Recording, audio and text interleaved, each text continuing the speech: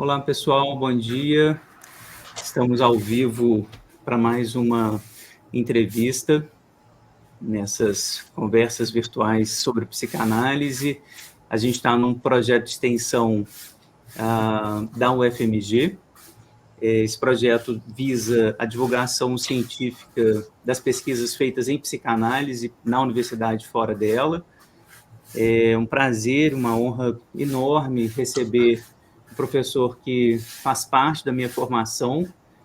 Usei muitos livros do professor Jurandir Freire Costa no meu mestrado e ao longo da minha vida, no meu diálogo entre psicanálise e pragmatismo. O professor Jurandir é uma inspiração e um modelo para mim.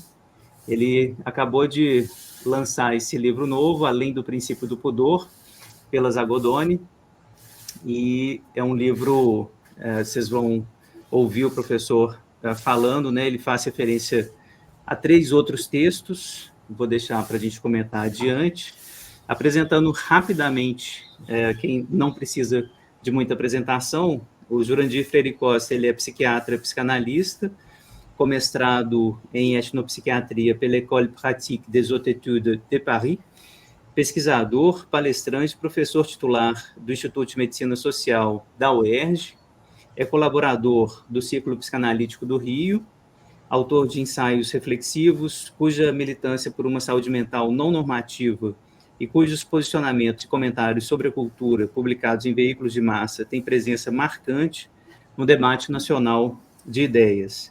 Ele é autor de diversos livros, faço questão de mostrar alguns aqui. Entre esses, os que eu recomendo, A Face e o Verso e A Inocência e o Vício, estudos muito importantes sobre o homoerotismo, vale muito a pena. Esse que me inspirou muitíssimo, que o Jurandir organiza, que é Redescrições da Psicanálise, tem textos maravilhosos aqui, o dele e o do Benilton, maravilhoso. Esse clássico, que eu acho que foi reeditado, né, professor? O Ética, Violência e Psicanálise, clássico já indispensável para a gente pensar a violência da psicanálise. E outros 2 que eu gostei muitíssimo, O Vestígio e a Aura e O Ponto de Vista do Outro, sobre um autor que eu amo, que é o Philip Dick. Enfim, livros mais que recomendados, mas hoje, infelizmente, a gente vai ter tempo de falar só de um, que é o livro novo, Além do Princípio do Pudor. Então, queria te agradecer e, enfim, dar as boas-vindas ao canal. Muito obrigado. Me fala um pouquinho do livro, me fala como que você está. Obrigado a você, Fábio, pelo convite, obrigado às pessoas, né, que eventualmente vão escutar o debate aqui, o diálogo com você sobre isso. E, bom, o livro ele surgiu um pouco, fazia bastante tempo que eu não publicava livros, né, apenas textos técnicos em revistas especializadas, mas esse livro aí me veio diante do impacto, né, que recentemente a gente sofreu e ainda vem sofrendo, né, da alteração cultural no Brasil.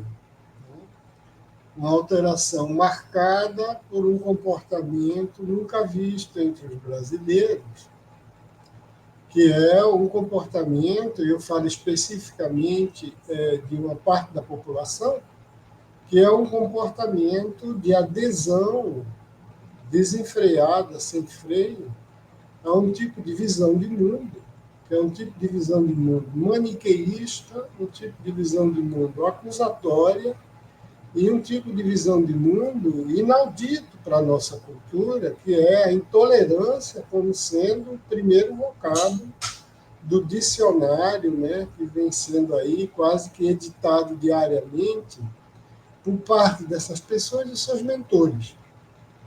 Em poucas palavras, é um fenômeno do extremismo ideológico e político, né, alinhado à direita, né, nesse caso, eu poderia ser à esquerda, mas no caso brasileiro é à direita, né, e que me chamou a atenção, como de milhões de outros brasileiros. Então, diante desse fato, é claro, nós, analistas, a gente fica tentado a procurar compreender como é que isso se dá do ponto de vista analítico, né?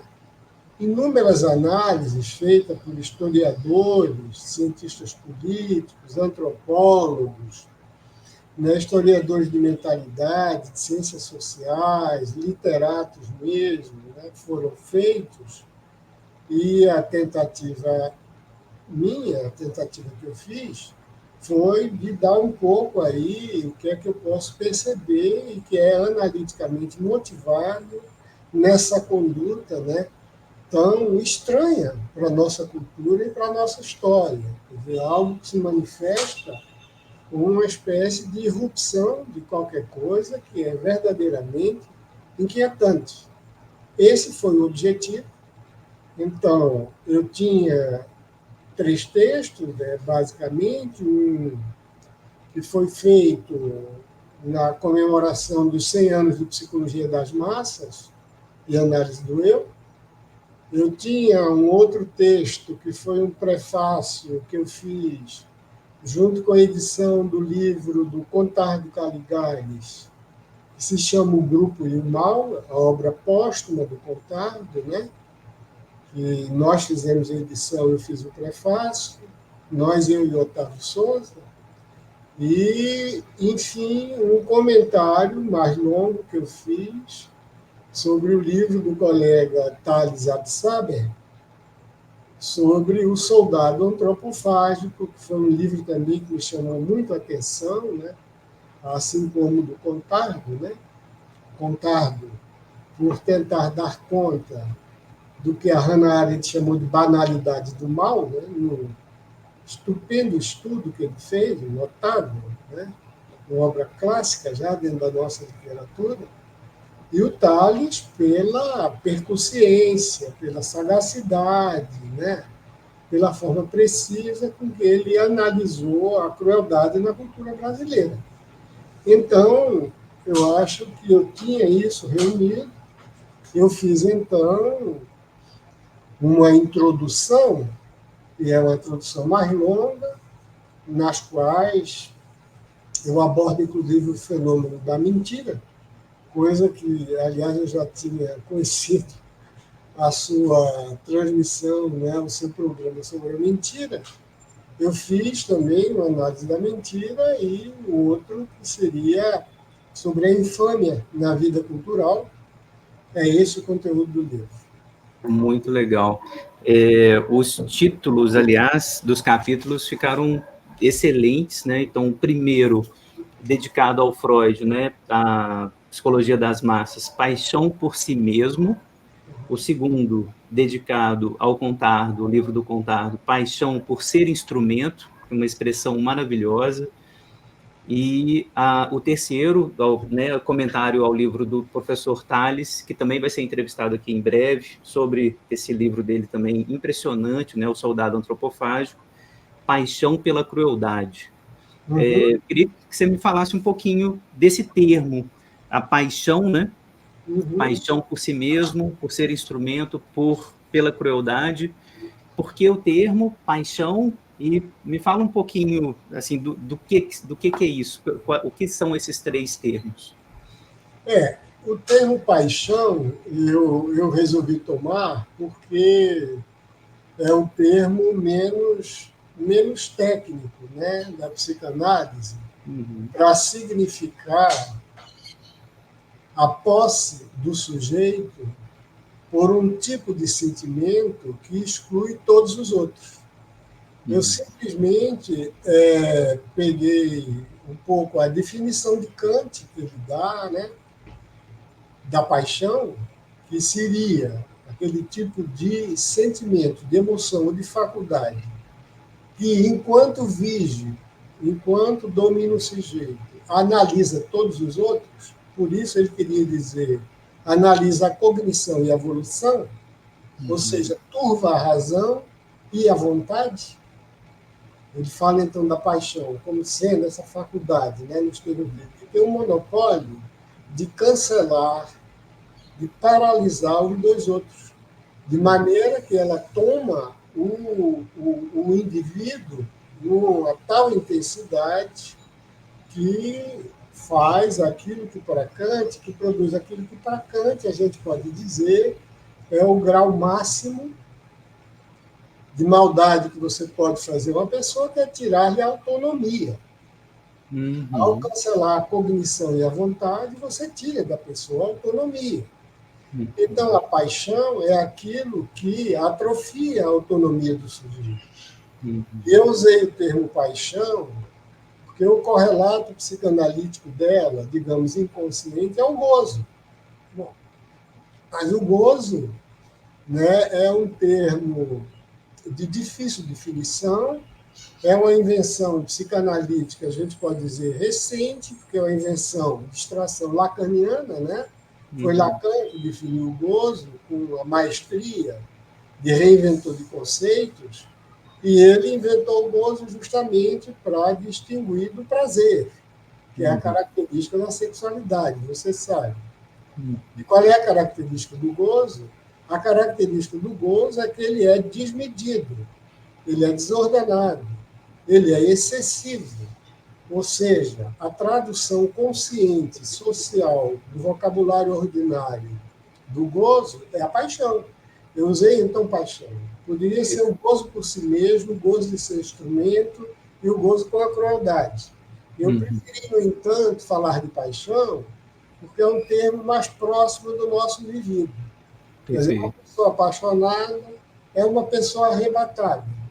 É uma pessoa que perde o sentido de medida e que, sobretudo, deixa de hesitar, de fazer mal a si e aos outros em função do seu apaixonamento. Então, quando eu falo de paixão por si mesmo, é uma forma de narcisismo levada ao extremo. Paixão por ser instrumento é uma forma, se você quiser, de exercício do narcisismo que chega à megalomania, que é a ideia de você pertencer a alguma coisa, movimento de ideias ou movimento prático, que aspira nada mais do que o infinito, a perpetuação, a imortalidade, a certeza, a verdade. Né? É um movimento que a gente pode dizer que é milenarista, por um lado, porque ele é salvacionista, ele se entende redentor, de um lado, e diante dessa meta, dessa aspiração, ele não se detém diante de nada, sobretudo, inclusive, diante da eliminação do que não pensa como ele, da manipulação de eventuais adversários. Essa é a paixão de ser instrumento, que tem um correlato psicanalítico, a gente chama, na nossa linguagem, na nossa terminologia, desejo de ser o falo materno. Fantasia de ser o falo que completa a totalidade. Né? Só para lembrar um pouco aquilo que você, no seu podcast, que foi o que eu vi, né, no caso, você explica tão bem quando explica o que Freud pensa sobre um certo uso da religião, que é o futuro de uma ilusão, naquela discussão, quando ele fala daquela fusão do sujeito com o todo e da experiência, se você quiser, de levo, de onipotência, de simbiose, de totalidade com o onipotente. Né? Porque a paixão sobre si mesmo é a paixão por uma imagem de si, a paixão por ser instrumento, é eu me tornar peça de uma gigantesca engrenagem também onipotente. Enfim, a paixão pela crueldade, que é um fenômeno mais cultural, que o Tales faz de maneira primorosa, que é mostrar como o resíduo da escravidão no Brasil, né, deixou a maioria branca, ou a maioria culturalmente branca, e de classe média, e privilegiada e rica, um vivido de insensibilidade em relação a outro, capaz de manter num estado vigente, atuante, a pior das crueldades. Né? E a crueldade ela é tanto maior quanto ela é justamente o que a gente chama uma violência sem ódio. Uhum. A violência sem ódio, ela tem qualquer coisa de humana, porque na violência com ódio, o odiador, ele é afetado pelo ódio daquele que é oprimido. Uhum. Na crueldade, a distância que existe entre o sujeito que odeia e aquele que é odiado, o que despreza e o desprezado, é tão grande que nada, nenhuma manifestação humana de dor ou sofrimento ou degradação daquele que é humilhado toca o outro. Uhum. Passa como se estivesse passando diante de um ser inanimado. O que existe na crueldade, na paixão pela crueldade, na entrega do sujeito a esse tipo de indivíduo, é uma atrofia absoluta dos mecanismos que a gente chama de empatia ou de identificação com a dor e o sofrimento do outro. Uhum. De maneira que isso é mantido numa forma de naturalização que, em absoluto, leva o sujeito a ter consciência do horror que ele está perpetrando simplesmente pelo alheiamento, pela indiferença em relação à sorte Perfeito. ofendidos, né? Uhum. Perfeito. Você acha que a gente precisa do conceito de clivagem para entender isso? Queria aprofundar um pouquinho mais, né, nos dois últimos capítulos, né, a paixão por ser instrumento e a paixão pela crueldade, reforçando a importância de ler o primeiro, né, assim, que é onde você vai comentar a psicologia das massas, então as bases, por assim dizer, libidinais, né, desse movimento identificatório com o líder e tal, mas queria aprofundar um pouco mais nesses dois últimos, né, ser instrumento e pela crueldade, para fazer essa pergunta, assim, dupla. Essa paixão por ser instrumento, você acha que, de alguma maneira, ela decorre de processos como a clivagem, por exemplo, mais do que o recalcamento? Porque me parece que é importante, né, assim, ter isso que você acabou de dizer, né, para eliminar a identificação e eliminar a empatia, parece que eu tenho que fazer uma clivagem, eu tenho que eliminar mesmo o outro como o outro, né? E é um tipo de, por exemplo, recurso que eu tenho estudado bastante no meu projeto de pesquisa atual, sobre psicanálise e animalidade. Reduzir o outro ao animal, por exemplo, é uma maneira muito eficaz de fazer isso, né? Que me parece estar articulado mais a processos da clivagem, da cisão, né, de uma fragmentação, mais do que ao recalcamento. Então, queria te ouvir um pouco sobre isso. Ah, com certeza. Eu diria que não só na paixão de ser instrumento, como em todos os outros mecanismos, inclusive no mecanismo que eu descrevo logo no capítulo sobre o introdutório sobre a mentira, né? O mecanismo da clivagem é fundamental, porque é o mecanismo da clivagem do ego e, consequentemente, o desmentido da realidade, não é? Vou Perfeito. dar um exemplo. As pessoas, quando interpretam de maneira absurda, completamente, né, fora de propósito, de adequação, de maneira incoerente e ilógica, certos dados da realidade, ou acreditam em certas mentiras que são ditas a ela a propósito de opositores políticos, e a gente viu isso e continua vendo, hoje, ontem, continua a propaganda das fake news. O que é que ela faz? Ela opera o mecanismo da clivagem do desmentir. O lado dela conhece os fatos e reconhece. Não há distúrbio da consciência do objeto e essa pessoa também não tem distúrbio da consciência dela. O que é que tem?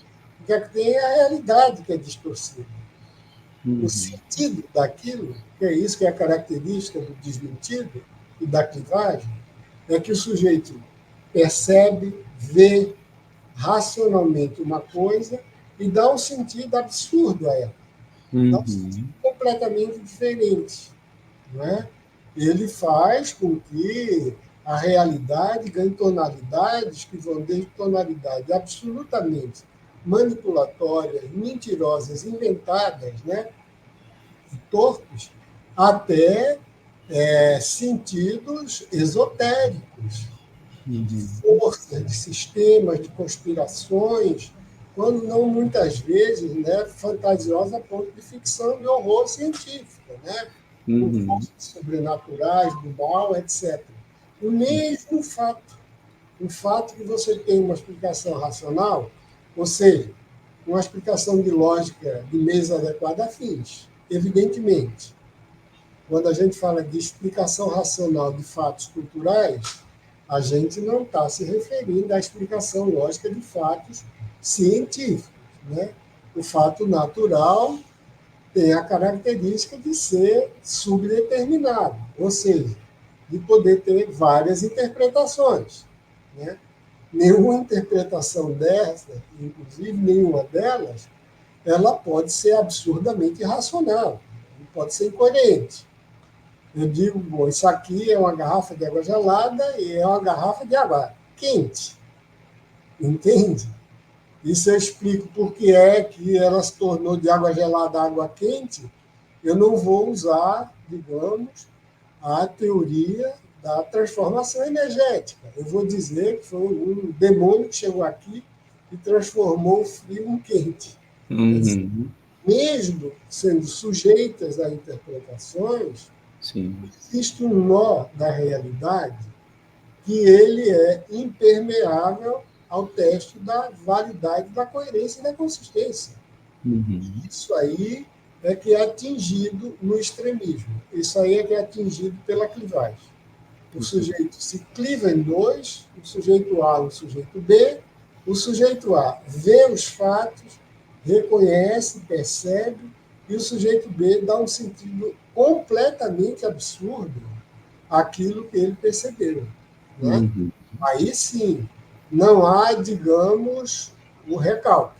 Porque no recalque, eu vejo alguma coisa, vivo alguma coisa que produz desprazer, eu recalco essa coisa, ou seja, separo o afeto da realidade, aquele afeto vai se colar em outra representação.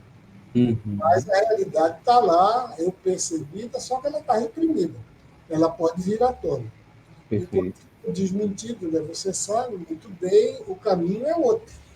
Ou eu vou criar um fetiche, ou eu vou ter um trabalho de recomposição do elo entre aquilo que é a causa do meu trauma e a resposta que eu dei, que é um elo custoso, em análise a gente sabe, de qualquer forma, existe para que haja uma resposta dessa, o trauma. Sim. É um trauma que coloca o sujeito numa situação de massa.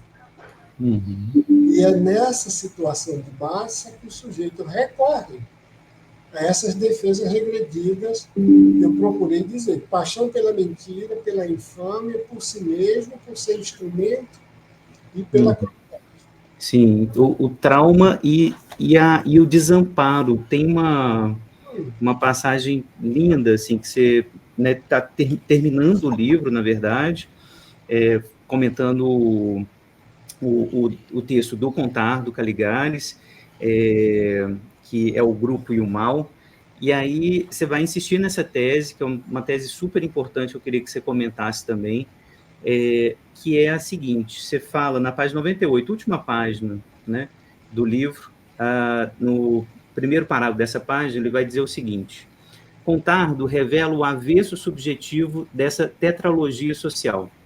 Ao mostrar as entranhas da indulgência para com o autoritarismo-totalitarismo, mostra ao mesmo tempo que o antídoto para a peste não é ignorar o que somos, mas ver de frente o que podemos ser. O remédio para o pânico do desamparo não é a subserviência consentida ao líder abjeto, é a abertura para o outro sexual, amoroso, fraterno.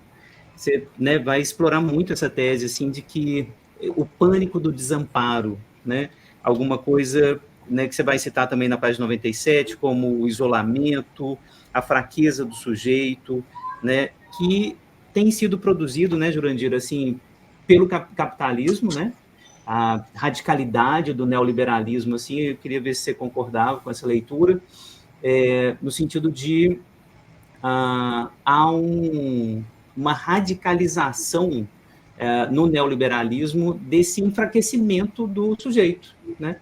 O sujeito vai se sentindo cada vez mais isolado, mais sem grupo, né? Ele vai sendo individualizado, cada vez mais individualizado nessa armadilha que é essa hipersingularização do sujeito no neoliberalismo, e parece que isso vai fazendo com que ele seja mais seduzido, né, por esse tipo de engrenagem, né, do totalitarismo. Então, assim, eu estou aqui fraco, e isso explica também um pouco porque que pobres de direita existem, né? Pessoas que estão vendo a realidade, de novo, para fazer o teste de realidade, né? Estão vendo a realidade que ricos no capitalismo só ficam mais ricos, bilionários só ficam mais bilionários, e mesmo assim existe esse fenômeno incrível, que é o pobre de direita, o pobre que está defendendo os interesses dos bilionários, sendo que ele está vendo o que está acontecendo. Me parece um pouco essa identificação com o líder totalitário fica mais possível ainda na margem do capitalismo, né? Assim como a gente vive aqui. Você acha que tem a ver essa ideia de que, né, essas engrenagens do poder contemporâneo ajudam nisso? Ah, sim, Fábio, com certeza. Né? Tem dois aspectos aí. Um, eu diria, o aspecto metapsicológico, que a gente vê na clínica também, e o outro seria o aspecto cultural, né? Da ideia. É claro que o meu ponto de partida é um ponto de partida que esse trauma capaz de induzir o sujeito a assumir posições de extremismo ideológico, como os que a gente está vendo aqui, e no mundo também, quer dizer, em outros lugares, aqui com as características próprias brasileiras, o fenômeno que é capaz de induzir isso, né, esse trauma específico, que é um trauma que eu chamo da ordem vital, que é um trauma que afeta a ideia da existência do sujeito, não é o trauma da castração, que é o trauma neurótico, entende? É um outro tipo de trauma. Esse trauma é que está, a raiz dele é o desamparo. Sim. Eu sou absolutamente freudiano, acho que ninguém deu melhor explicação a isso do que Freud, né? Aquilo que ele chama corresponde ao estado de abandono, o estado de impotência vivido pelo bebê desde o início, que recorre ao outro para poder se sair daquela situação de carência que ameaça o sentimento de vida dele, né? Isso aí, se a gente transporta metaforicamente, né, no sentido exato do termo, para situações sociais. O sujeito que é presa, que é recrutado para esse tipo de crença, né, para essa posição de credulidade, é o sujeito desenraizado e o sujeito isolado. O sujeito desenraizado é que não reconhece mais o mundo onde ele está vivendo. E ele não tem instrumento para ler, para interpretar aquilo que ele está vivendo. E isolado, porque ele criou uma cultura de tal ordem que ele não tem mais parceiros. Ele não tem mais com quem dividir sua ansiedade, sua angústia. É a multidão solitária. É o sujeito sozinho. Então, ele está num mundo feito um turista em Marte, e ele não tem com quem, eu digo com quem no sentido de alguém que ele respeite, cuja opinião seja esclarecedora, né? Ele não tem com quem dividir o espanto, com quem dividir o medo, com quem buscar junto. Ele foi perdendo os laços de sociabilidade. Então, isso aí é o mecanismo metapsicológico. Né? Agora, do ponto de vista dos fatos culturais, tem muito. Sem dúvida, as novas formações do capitalismo, e isso o Zygmunt Bauman vem dizendo há muito tempo. Aliás, desde Hannah Arendt ela dizia: Sim. o que você vai fazer de uma sociedade criada para ser trabalhadora sem trabalho? Ela dizia que ia ser um caos, ela era premonitória. O Bauman fala do que ele chama de mundo líquido, de absoluta precarização, de absoluta insegurança, né? Que é dada pela nova forma de organização do capital financeiro, da mundialização das corporações, do avanço tecnológico absurdo, que vai deixando para trás cada vez mais pessoas mais velhas, cuja população está crescendo. Veja que é uma soma, né? É uma receita explosiva.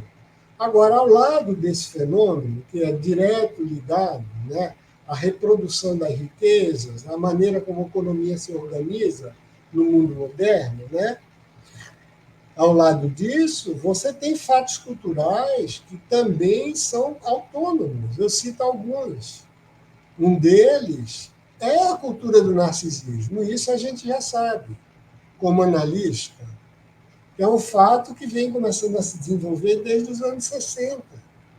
Os estudos clássicos de Philip Riffe, de Christopher Lasch, que escreveu A Cultura do Narcisismo, do Richard Sennett, mostra como as pessoas começaram a chegar no nível de afluência, sem grandes necessidades materiais, e foram abandonando progressivamente o comum, o público, né? Houve, digamos, a política começou a se burocratizar e a se tornar um balcão de negócios.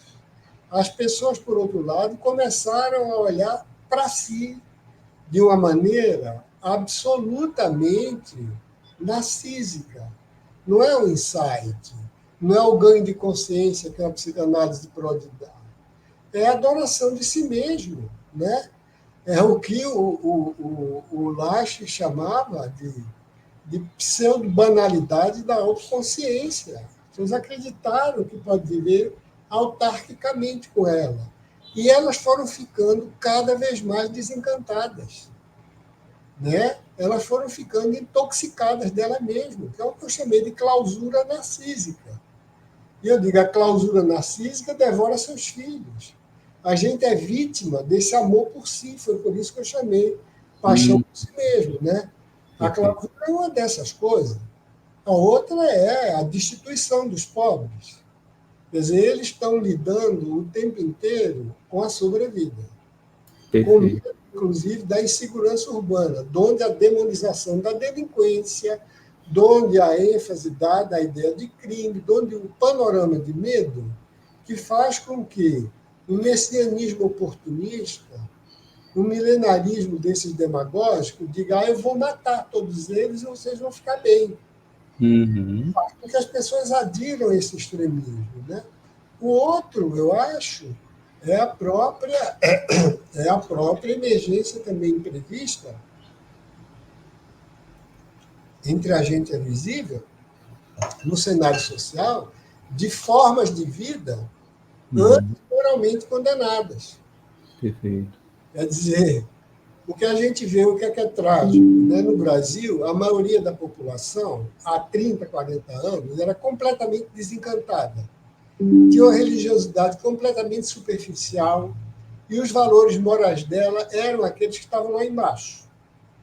Bastou que minorias subalternizadas começassem a pedir reconhecimento para toda essa massa que não sabia para onde ia, nem mais o que fazer da vida, abandonada, solitária, sem família, que as famílias foram mudando, foram abandonadas por filhos, por ex-parceiros, elas estavam num estado caótico, sem saber para onde ir. Quando começam a surgir essas minorias subalternizadas, começam a pedir direito ao reconhecimento, ou seja, de serem tratadas com dignidade, do lado de cá, essas se sentem expropriadas no gozo delas, como se o modo de vida delas e o direito a ser feliz fosse propriedade da infelicidade delas, do caos, da agonia, da solidão, da falta de perspectiva. Mas aquilo tinha que ser mantido para elas não perderem a identidade, para elas terem sentimento de que não são obsoletas, anacrônicas, que a vida passou. Então, elas criaram um desejo de ódio, quando você vê ódio a tudo que é de minoria, que você entende quando a pessoa, ela própria, se acha sem nenhum valor. A outra coisa que eu acho, que também está exposto, outro móvel para adesão ao extremismo, é o móvel da concorrência com o surgimento de uma ideologia nova, que fez estreia nesse mundo ocidental, que é a ideologia da meritocracia, que é uma das coisas mais venenosas e mentirosas, entende? Que já foram inventadas. Mérito é uma coisa inegável, isso existe. Meritocracia é uma ideologia feita para manter as castas no devido lugar. Porque eu recomendaria a quem não leu um livro maravilhoso, extraordinário, do Michael Sandel, que se chama A Tirania do Mérito. Uhum. Mostra o mal que essa ideia fez a todos nós. Ela divide o mundo entre vencedores e perdedores. E diz que todo mundo pode ser vencedor, basta não ser preguiçoso. Basta ser isso. Então, quem perde não quer aceitar que ele é preguiçoso, não tem talento, é incapaz. Ele tem que arranjar um culpado, porque ele acha que é a falha dele em ser um vencedor. E ele vai achar um culpado, todo mundo sabe, isso acontece no bode expiatório do momento. Uhum. Total. Onde você vê, entende, a ladainha do corrupto, tá entendendo? Do delinquente, do Uhum. criminoso, não é? Do indecente, do imoral, etc. Aqueles são responsáveis pelo fato dele ter uma vida miserável, que é completamente distante Uhum. do consumo dos ricos e do entretenimento das celebridades. Esse conjunto de fatores criou esse caldo de cultura dessa coisa, dessa teratologia mesmo, dessa monstruosidade cultural. Perfeito, perfeito. Então, você falando da tirania do mérito, eu li uma matéria comentando o livro novo do Adam Phillips, dizendo que essa ideia de não desistir, né, assim, que está, né, tipo, também muito associada a essa ideologia do empreendedor de si mesmo, né, que o Foucault vai fazer a genealogia disso também, né, nos cursos dele sobre o liberalismo. O Adam Phillips vai dizer que essa ideia de não desistir também é ultra fascista, ultra totalitária, né, assim, por que que a gente está nisso? E isso é a paixão por si mesmo, né, eu acho que... Não há dúvida, faz parte Uhum. exatamente disso. Quando você abandona a cena do mundo e Perfeito. acredita que vai encontrar em você todas as perguntas e respostas, né, Uhum. para ser feliz, que é, na verdade, o Uhum. objetivo de pessoas que vêm cada vez mais isso se afastar do horizonte delas.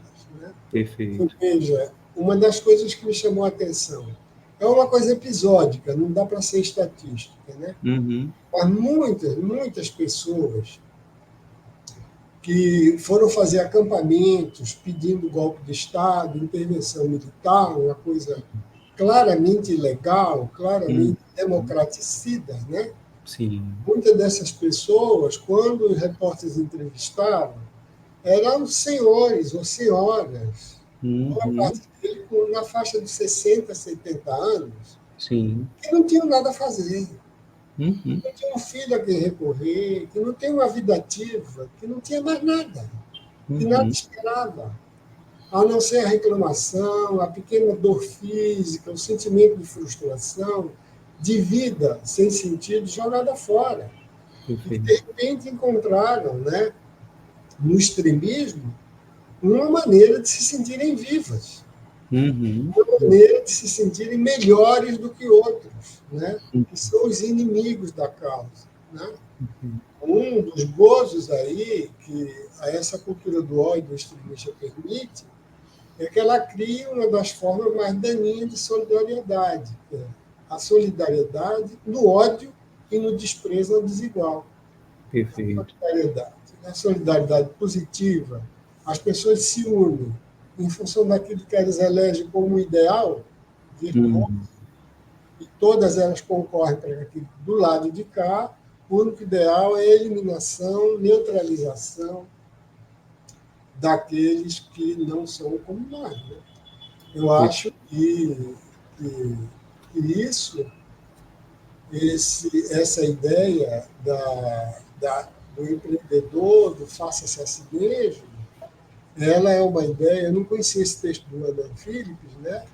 Mas é a ideia que já é um traço aí da onipotência que toma essas pessoas que se acreditam fazer parte de um grande todo salvacionista. Né? Totalmente. A alibi dessas pessoas, desses brasileiros, né? Desses conterrâneos, é de que eles vão efetivamente aseptizar o mundo. Eles vão livrar o mundo da corrupção, da dissolução sexual, tá entendendo? De todos os pensamentos e maus modos, né? Exato.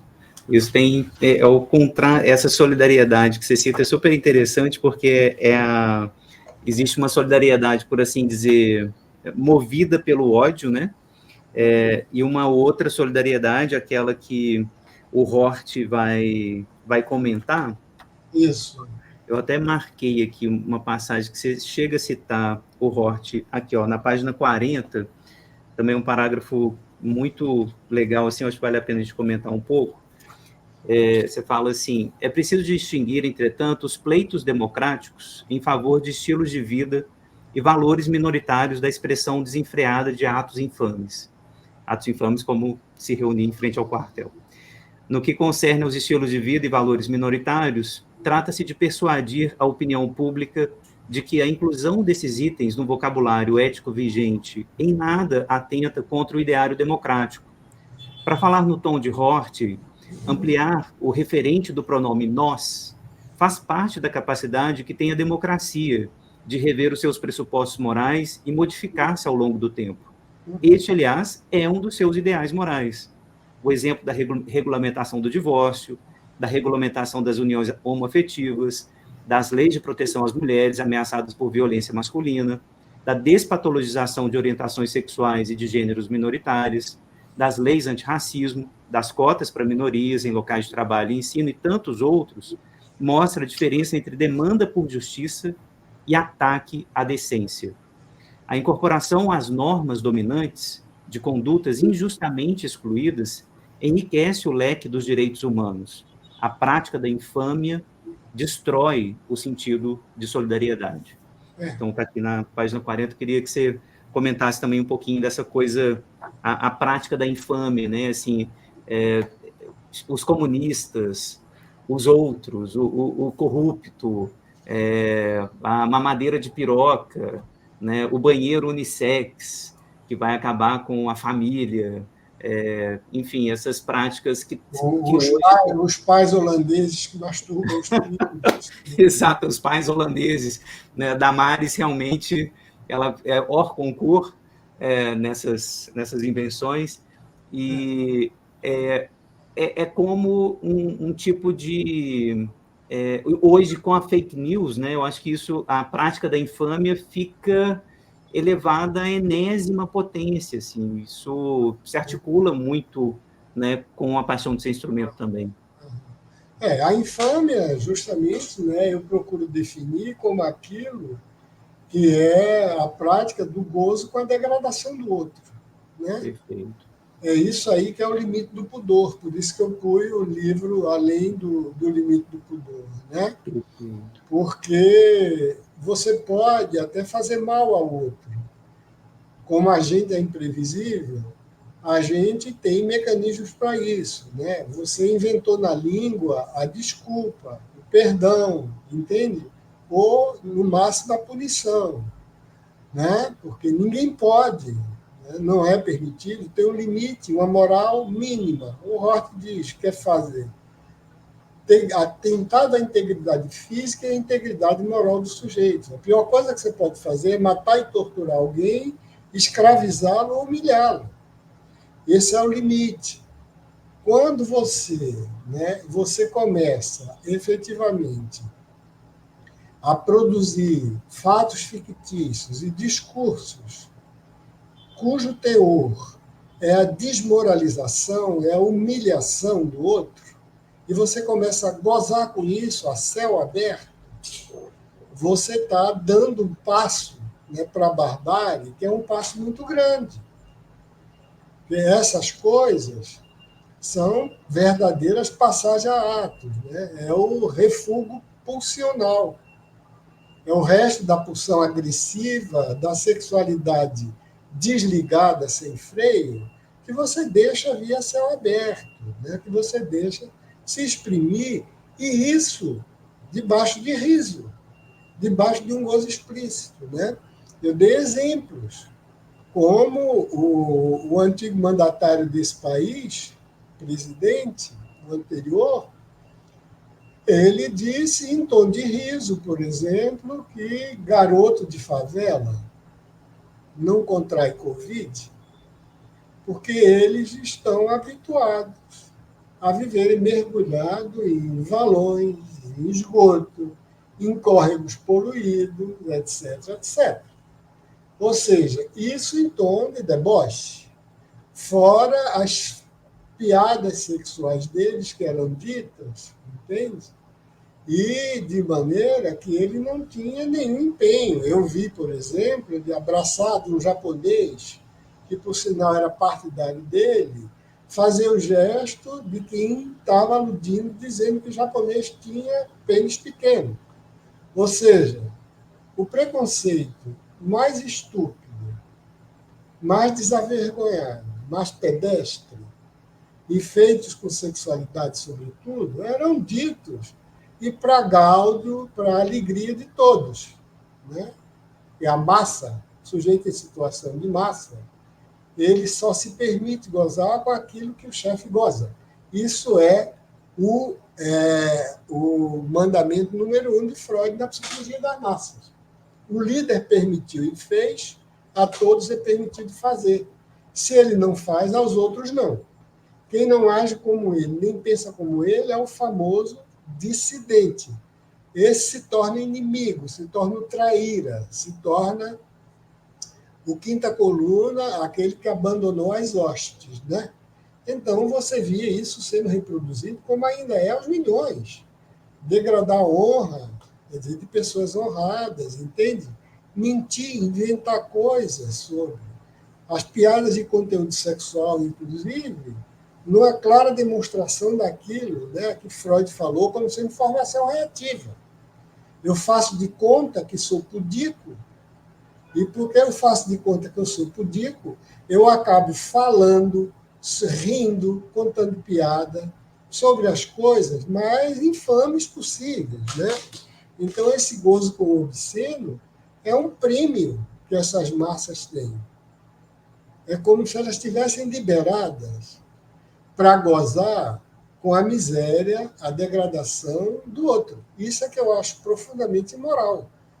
Porque, entre outras coisas, eu cito aquilo do Primo Levi e de todos os testemunhos do Holocausto. Uma das formas mais eficientes de você eliminar o inimigo sem deixar culpa no assassino é degradá-lo. Né? Degradá-lo a tal ponto que ele vai chegando ao ponto que você considera ele um piolho, uma barata, um rato, quer dizer. Essa tática da animalização é animalização, né? Muito importante. Uhum. E o Levi diz com todas as letras em Afogados Sobreviventes. Sim. Os campos, antes de eliminar, a ordem era degradar. Deixar sujo, chamar por sobrenome, não nomear, pôr um contra o outro, quer dizer as piores barbaridades. Sim. Então, isso é uma tática que o extremismo ideológico de direita usa, que é para os partidários deles não sentirem culpa, nem sentirem responsabilidade nenhuma pelos absurdos e os horrores que fazem.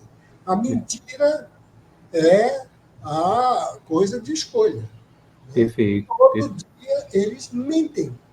Mentem da maneira mais despudorada possível. E essa que visam sempre atingir os outros. Né? Sim, perfeito. Já estamos caminhando para o final. Você citou uma das questões assim que eu ia te fazer sobre o título do livro, né? Assim, eu acho que é muito importante a gente comentar, claro, tem uma referência explícita ao livro do Freud, Além do Princípio do Prazer. Queria que você comentasse um pouquinho. Acho que a gente está falando desses temas quando a gente está falando dessas paixões, né? De si mesmo, por ser instrumento da crueldade. São as paixões ligadas à pulsão de morte, né? Então, assim, o que há além do princípio do prazer? O Freud precisou desse conceito em algum momento para dar conta, né, da repetição, né, desenfreada, do gozo, né, que escapa à razão, né? Então, queria que você fizesse um pouco esse link.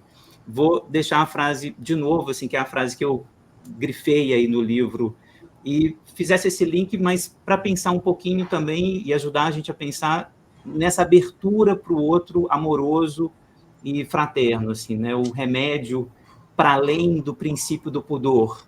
É retomar o pudor, é retomar o amor, a fraternidade. Como fazer isso? O que você diz? Eu acho que sim, né, Fábio? A gente está vivendo um momento de estresse cultural em que as coisas estão de perna para o ar. Mas eu acho que ainda a melhor maneira de você ter respeito ao outro é considerá-lo um interlocutor seu. É considerá-lo alguém a quem você escuta, as cujas opiniões você presta atenção, porque só existe um mundo possível, é um mundo comum. Uhum. Só existe um mundo possível, é um mundo em que a verdade seja produto de um consenso discutido em clima de liberdade, né? Uhum. Isso aí, esse respeito ao outro básico, que respeita o pudor, não degrada, respeita a dignidade dele. Ele é um ser humano único, com direito a um desejo, com direito à formulação do ideal de eu que seja compatível com o corpo dele, com o perfil de desejo dele. Isso é dignidade psicanaliticamente traduzida. Só com esse respeito é que a gente pode constituir uma sociedade humana potente, capaz de agir em função do bem público, né? O que existe fora disso, o isolamento, é o pior regime de vida. E você pode ser isolado, o David Riesman já disse isso nos anos 50, estando numa multidão. Basta que você não encontre objetivos comuns para que você possa unir. A Hannah Arendt ela é tão taxativa nisso que ela disse que o amor ao próximo religioso, no caso cristão, a tradução leiga disso é respeito ao próximo. Quer dizer, o que a gente tem, quer dizer, numa vida coletiva voltada para o bem público é isso. Primeira coisa, aprender a ter respeito, consequentemente, a todas as formas de vida, a todas as formas de viver, que se apresentem como sendo compatíveis com a democracia. Toda forma de vida que queira dilatar a referência do pronome nós, que, como Hort diz, que queira incluir tanto mais pessoas para dizer eu sou como ele. Todos parentes, todos diferentes. Isso aí eu acho que é um objetivo, é o treino dessa tolerância, mais do que tolerância, é aceitação e incentivo, né? A outra coisa é a gente entender que não tem saída você mergulhando em você próprio. Uhum. Não por acaso Freud escolheu esse mito, né, Jurandir? Assim, o mito do narcisismo é mortífero no final.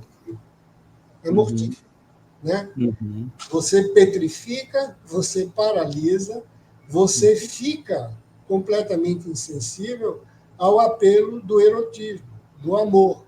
É o caso do poeta, da ninfa, né? Quando você está apaixonado por você próprio. Isso, a sociedade atual, ela é qualquer coisa que incentiva isso, né? Não só o incentivo das aparências nas redes sociais, que a pessoa é eu,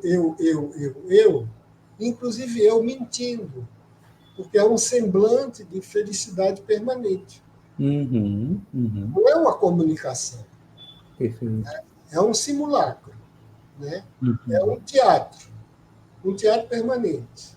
Né? Sim. Quando Debord falou de sociedade do espetáculo, ele jamais iria imaginar que, de repente, todo mundo virou ator. Aham.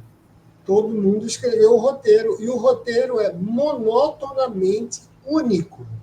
A É, olha felicidade. para mim, olha o meu narcisismo, olha como eu sou o começo, o princípio, eu sou eu e o fim, o alfa e o ômega de todo sentido de viver.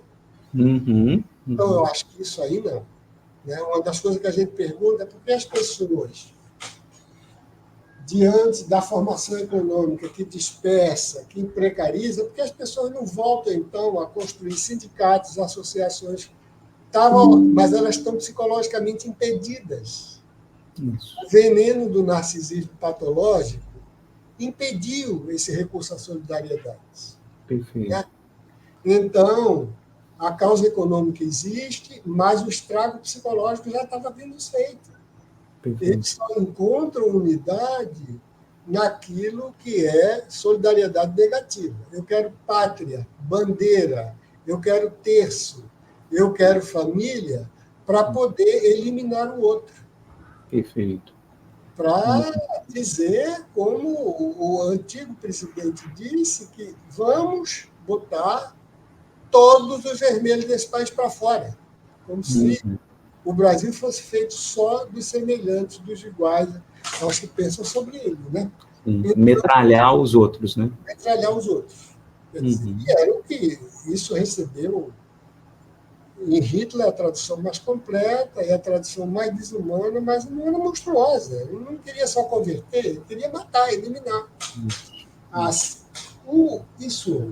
o sujeito em situação de massa, ele é dominado pela paixão e ele perde qualquer sentido de pudor.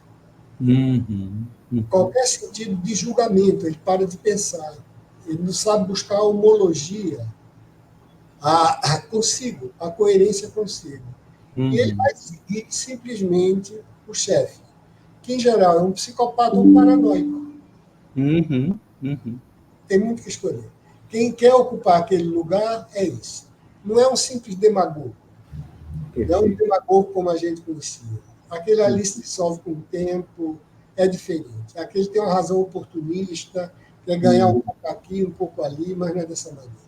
Sim. Esse extremismo não tem como. Ele é psicopata ou paranoico. Perfeito. Do chefe. Totalmente. Tem uma paixão também, né? Psicótica, assim, é impossível não imaginar alguma coisa próximo disso nessas pessoas, né? Assim, nessa tamanha paixão pela mentira, enfim, pela...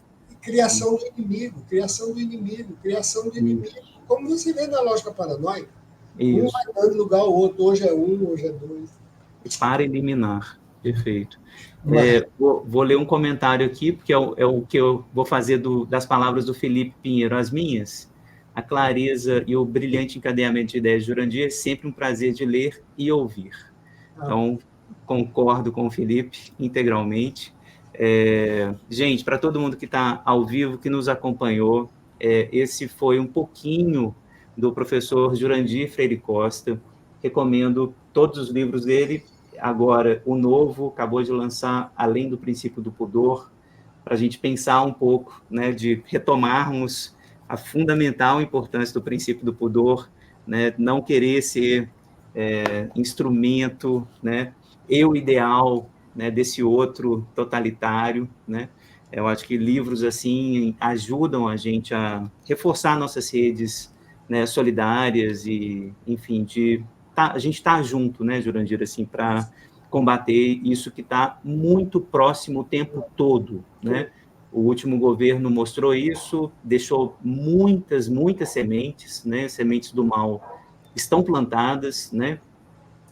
Enfim, que vai do anti-vacina ao totalitarismo religioso mais delirante possível, né, de transformar o cristianismo, né, num apoio ao fascismo, um Cristo armado, né, coisas muito malucas. Enfim, as sementes estão plantadas. Então, livros como esse são muito bem-vindos como antídoto, né, ao horror que a gente está vivendo, né, a possibilidade do horror também que permanece. Né? Então, queria te agradecer muito pelo livro, pela paciência de, né, transmitir do jeito que você transmite para a gente. Muito, muito obrigado pela conversa. Obrigado a você todo. Até outra oportunidade. Né? Até. Muito obrigado, Fábio. Valeu, um abraço. Outro.